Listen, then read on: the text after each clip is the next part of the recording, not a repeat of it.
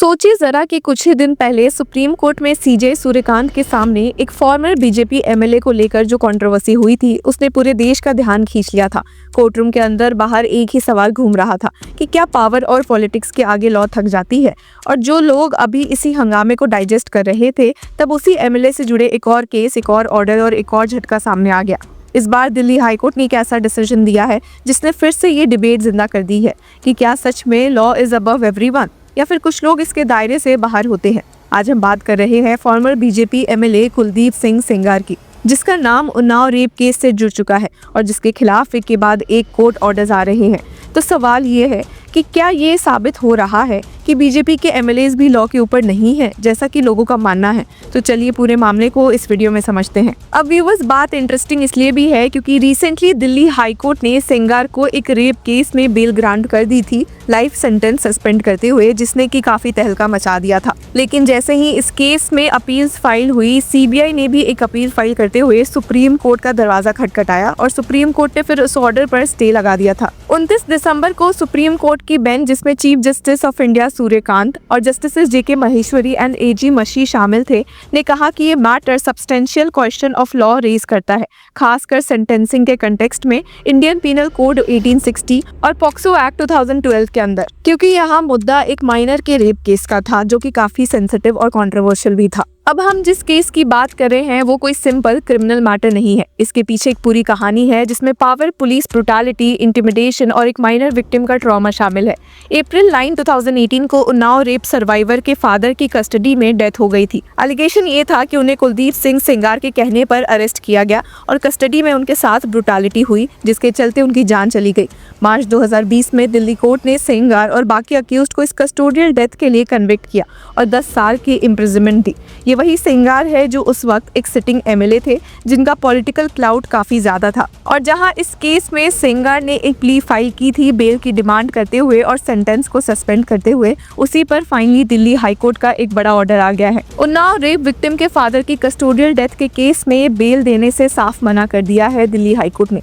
Justice Ravindra Dudeja ने ये कहा कि हाँ, ये बात सही है कि सेंगार ने अपने 10 इयर्स की सजा में से लगभग 7.5 इयर्स जेल में काट लिए हैं, और ये भी सही है कि उसकी अपील डिसाइड होने में काफी डिले हुआ। लेकिन कोर्ट ने ये रिकॉर्ड पर रखा कि इस डिले का एक हिस्सा खुद सेंगार की वजह से है, क्योंकि उन्होंने मल्टीपल एप्लीकेशंस फाइल की थी और इसी वजह से कोर्ट ने बेल और सेंटेंस सस्पेंशन की प्ली को रिजेक्ट कर दिया।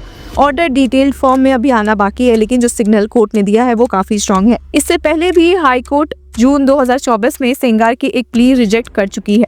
तब कोर्ट ने बहुत क्लियर वर्ड्स में कहा था कि जब आप the gravity of the offence, nature of the crime, criminal antecedents of the convict and impact on public confidence in the judiciary जैसे फैक्टर्स देखते हो, तो सेंगार को सेंटेंस सस्पेंशन का बेनिफिट नहीं दिया जा सकता। यानी कोर्ट सिर्फ ये नहीं देख रही थी कि अक्यूज ने कितना टाइम जेल में काटा, बल्कि ये भी देख रही थी कि उस क्राइम का सोसाइटी और जस्टिस सिस्टम पर इम्पैक्ट क्या होता है। अब व्यूअर्स, अगर हम उन्नाव रेप केस के बैकग्राउंड में जाए तो पिक्चर और भी डिस्टर्बिंग हो जाती है। सर्वाइवर एक माइनर थी जिसे जून 11 से जून 20, 2017 के बीच अलिजेडली किडनैप और रेप किया गया। एलिगेशन ये भी था कि उसके बाद उसे ₹60,000 में बेच दिया गया। सिर्फ इतना नहीं, बल्कि सर्वाइवर ने ये भी कहा कि पुलिस ऑफिशियल्स ने उसे लगातार धमकाया, वार्निंग दी कि वो चुप रहे, और ये सब सेंगार के इंस्ट्रक्शंस पर हो रहा था। यानी यहाँ सिर्फ एक इंडिविजुअल क्राइम नहीं, बल्कि एक पूरा system failure and misuse of power का एलिगेशन था। केस ने एक और शॉकिंग टर्न तब लिया था जब एक बिना नंबर प्लेट का लॉरी उस कार से टकरा गया जिसमें विक्टिम ट्रैवल कर रही थी। इस एक्सीडेंट में विक्टिम और उसके लॉयर क्रिटिकली इंजर्ड हुए और उसकी 2 आंट्स की मौत हो गई। ये इंसिडेंट अपने आप में ही इतना सीरियस था कि पूरे देश ने पूछा कि क्या ये सिर्फ एक एक्सीडेंट था या कुछ और। इसी के बाद अगस्त 2019 में सुप्रीम कोर्ट को इंटरवेन करना पड़ा। कोर्ट ने उन्नाव रेप केस से जुड़े 4 केसेस का ट्रायल दिल्ली ट्रांसफर कर दिया और ऑर्डर दिया कि डे टू डे बेसिस पर हियरिंग हो। अब दिसंबर 2019 में सेंगार को माइनर विक्टिम के रेप और विक्टिम के फादर की कस्टोडियल डेथ दोनों केसेस में कन्विक्ट कर दिया गया। रेप केस में उन्हें लाइफ इम्प्रिजनमेंट दी गई और कस्टोडियल डेथ केस में 10 साल की सजा। यानी एक ही व्यक्ति, 2 अलग अलग कन्विक्शंस, दोनों ही एक्सट्रीमली सीरियस ऑफेंसेस के लिए। और रिसेंटली दिल्ली हाई कोर्ट ने जो बहुत ही कंट्रोवर्शियल ऑर्डर दिया था पॉक्सो के तहत रेप केस में, तो हाई कोर्ट के ऑर्डर का एक कंट्रोवर्शियल एस्पेक्ट ये था कि कोर्ट ने कहा कि पॉक्सो एक्ट पब्लिक सर्वेंट को डिफाइन नहीं करता और सेक्शन सेक्शन 2 सबसेक्शन 2 के थ्रू आईपीसी की डेफिनेशंस इंपोर्ट करती है।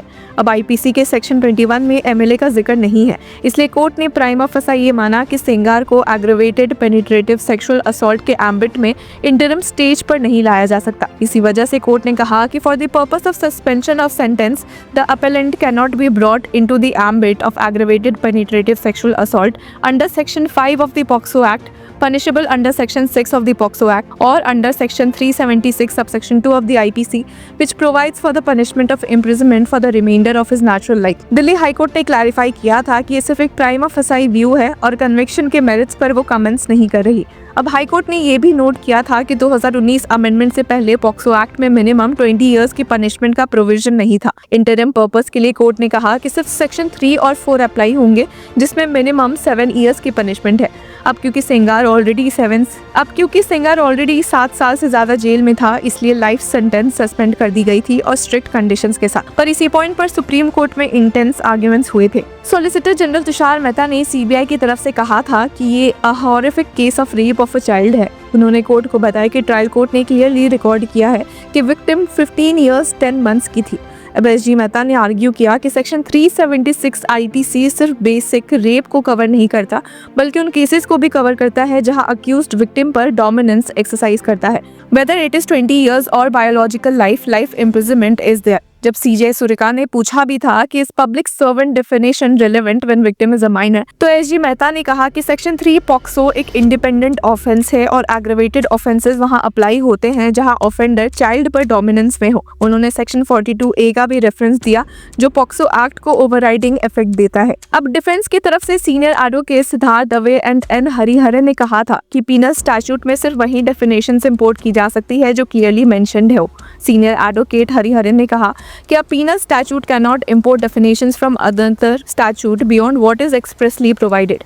और इस पर ही सीजे सूर्यकांत ने एक इम्पॉर्टेंट ऑब्जर्वेशन दी थी कि इस इंटरप्रिटेशन का मतलब ये होगा कि कांस्टेबल्स या पटवारीज तो पब्लिक सर्वेंट माने जाएंगे लेकिन इलेक्टेड रिप्रेजेंटेटिव्स नहीं। तो व्यूअर्स, अब इस नए दिल्ली हाई कोर्ट ऑर्डर पर आपकी क्या राय है? Do let us know in the comment section. Until then keep following law चक्र।